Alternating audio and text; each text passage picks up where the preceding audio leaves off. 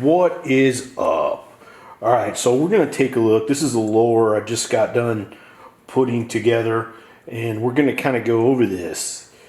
And it's important that you understand that this is going to be used almost 100% for hunting hogs.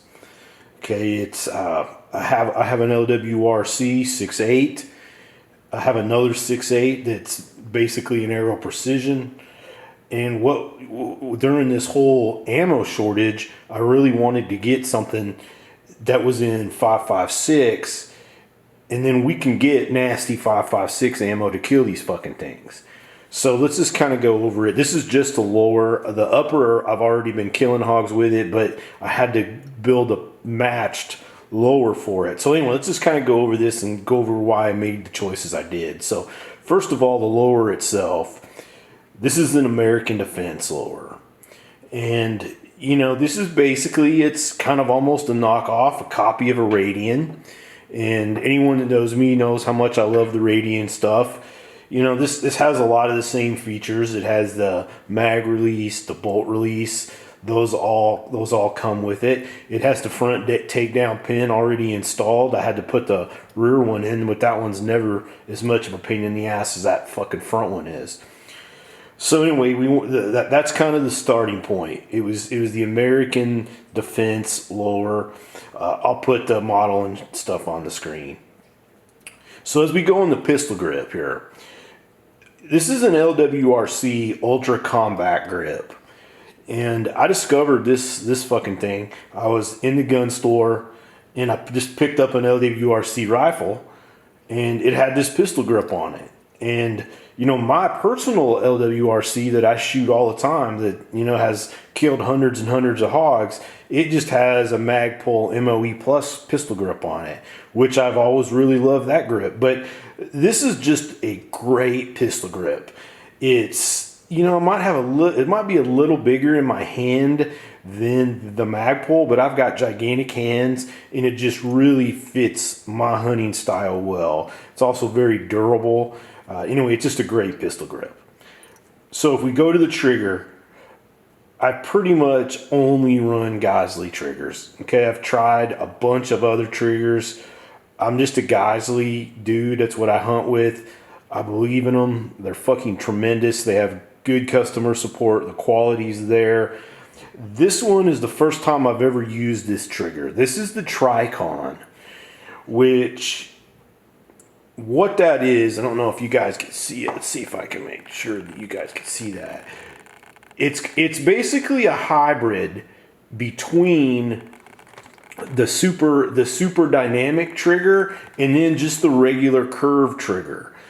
And I've used the super dynamic trigger a great deal hunting hogs. And the one thing I discovered is when it was like, you know, when it was like fucking Antarctica here, a month or so ago, when it was like 0 degrees for a week, wearing big gloves, that super dynamic trigger, it can make things a little tight, especially if you've got big old gorilla hands. So anyway, I wanted to kind of mix it up a little bit. So I think this TRICON will work really good. The only thing is this is kind of an SSE trigger, or an SSA, excuse me. And I generally really prefer the SSA-E triggers, the enhanced, but we'll see. You know, it seems fine, and I don't think that's going to be that big of a deal. One thing that I've been doing a lot, and when I build ARs, I'm always going to take like a Q-tip, and this is a Geissele TRICON trigger, but I'm just going to put a little bit of grease in here. Just makes everything run a little bit smoother. For the safety, I went with the Radian. And, you know, this is a red one. I've never put a red or colored safety on any gun I've ever built. But, you know, I got to mix it up a little bit every once in a while. So, anyway, that fucking thing looks pretty cool. So, that's what we're going to run. If we get into the buffer tube and stuff, let me adjust this camera.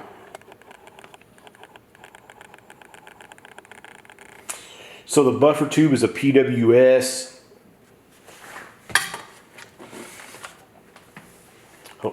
which is a tremendous, very, very good buffer tube. It's got the ratcheting castle nut, and then I just went with this MAGPUL stock, and never can remember what these fucking things are, SLS or something. But anyway, it's a great stock. It's kind of became my new favorite stock, really. It's pretty light. It's it has a good cheek rest on it, and it's just really become my favorite. Let me check that model number. It's the SLS stock.